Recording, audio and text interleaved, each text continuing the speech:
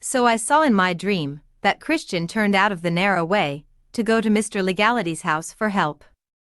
But, behold, when he got near the hill, it was so high, and it so hung over him, that Christian was afraid to venture further, lest the hill should fall on his head. Flashes of fire also came out of the hill, which made Christian afraid that he should be burned alive. Therefore he stood still, and did not know what to do. His burden now seemed even heavier to him than when he was in the narrow way. He was so frightened that he trembled with fear. He now began to be very sorry that he had taken worldly wise men's counsel. Just then, he saw Evangelist coming to meet him, at whose sight he began to blush with shame. So Evangelist drew nearer and nearer, and coming up to Christian, he gazed upon him with a solemn countenance, and thus began to address Christian. "What are you doing here, Christian?" asked Evangelist. Christian did not know what to answer, and stood speechless before him. Then Evangelist continued, "Are you not the man that I found weeping outside the city of destruction?" "Yes, kind sir, I am the man," replied Christian.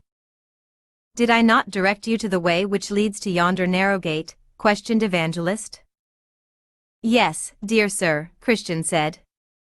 "Why is it, then, that you have so quickly turned aside?" asked Evangelist, "for you have now gone out of the narrow way." Then Christian explained, "Soon after I had gotten over the swamp of despond, I met a gentleman who persuaded me that in the village of morality, I would find a man who could take off my burden." "What did this man look like?" asked Evangelist. "He looked like a gentleman," replied Christian, "and talked much to me, until he persuaded me to leave the narrow way. But when I saw this hill, and how it hung over the path, I could proceed no further, being afraid that it would tumble down on my head." "What else did that gentleman say to you?" inquired Evangelist. "Why, he asked me where I was going, and I told him," responded Christian. "And what did he say then?" asked Evangelist. "He asked me if I had a family? And I told him yes, but I was so weighed down with the burden on my back, that I could not take pleasure in them as formerly," responded Christian. "And what did he say then?" inquired Evangelist.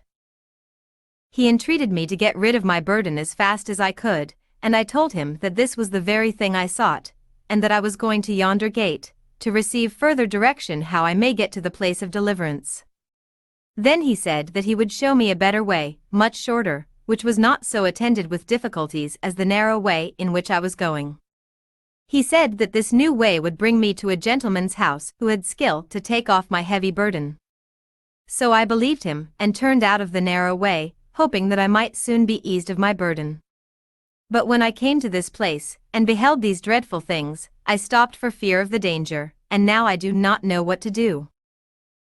"Then," said Evangelist, "stand still a little, that I may show you the words of God." So Christian stood trembling. Then Evangelist began, "See that you do not refuse to listen to the one who speaks from heaven, the just shall live by faith, but if any man draws back, I will not be pleased with him.